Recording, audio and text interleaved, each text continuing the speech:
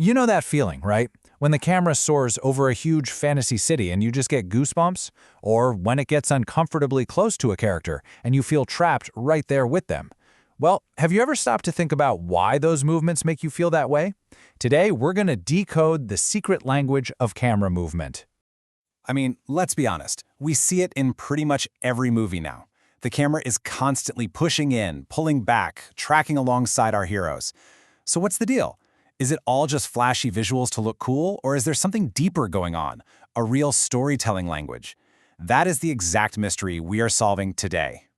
And believe me, this is not some new digital trick. Just look at this thing. This absolute beast is the Broadway crane from 1929. Filmmakers have been going to incredible lengths, dealing with insane technical challenges just to move a camera for almost 100 years. And that tells you one thing. Moving the camera has always been a deliberate, important choice.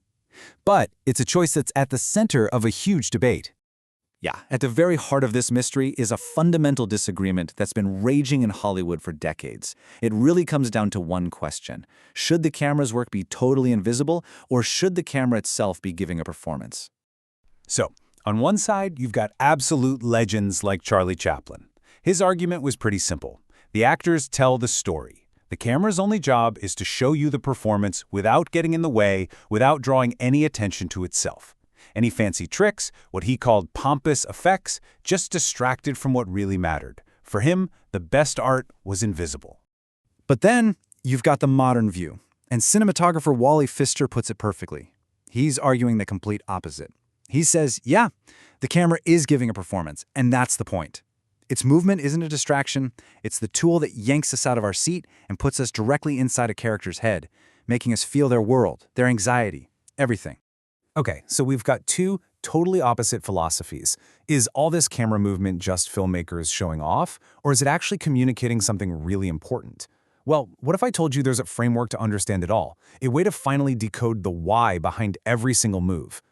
And this is the key. Turns out, a deep dive into narrative cinema suggests that these camera movements are almost never random. They're not just for show. They serve a clear set of purposes. This is our secret decoder ring. It's called a taxonomy of functions. Now I know, that sounds super academic, but the idea is actually really simple. Think of it like a grammar for film.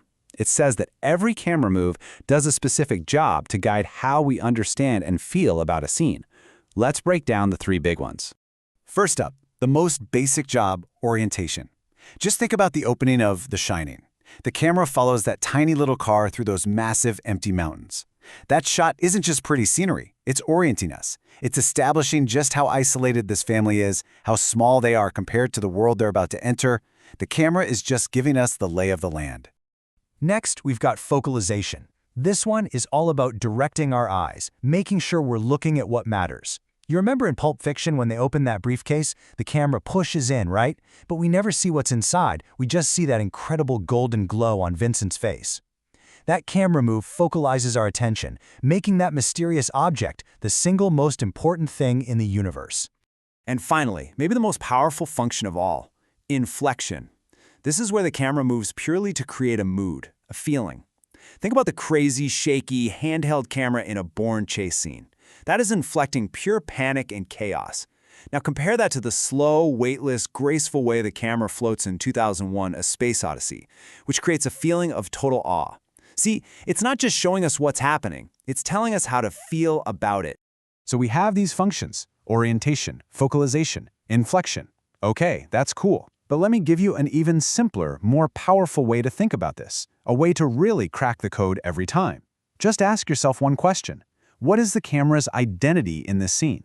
You can break it down into three levels. First, is the camera just an observer? You know, a neutral fly on the wall just showing us what's going on? Or second, is it a participant? Is it right there in the middle of a fight, making us feel every single punch? Or, and this is where it gets really interesting, is the camera a character itself? Does it feel curious, like it's peeking around a corner? Is it aggressive, rushing towards someone? Does it have its own personality? And that's the whole ball game right there. That choice, the choice of identity, is what gives the movement its real meaning. A filmmaker who decides to make the camera a shy, curious character is telling a very different story than one who makes it a cold, detached observer. This is where the language of cinema gets incredibly deep. So what does this all mean for you? You know, the next time you're kicking back with a bowl of popcorn? Well, it means you've got a brand new lens to see movies through. You've got the key now. You can see that hidden layer of the story. That big swooping shot isn't just a pretty picture. It might be inflecting a feeling of freedom. That tiny little push-in on a character's face isn't random. It's focalizing your attention on a single tear he might have missed otherwise. It's all part of the story. So the next time you watch something, I want you to try it. Seriously. Ask yourself those two simple questions. Who is the camera in this scene? An observer, a participant, or a character? And once you figure that out, ask, what is it trying to tell me? I promise you, you will be amazed at the new depths you'll start to see.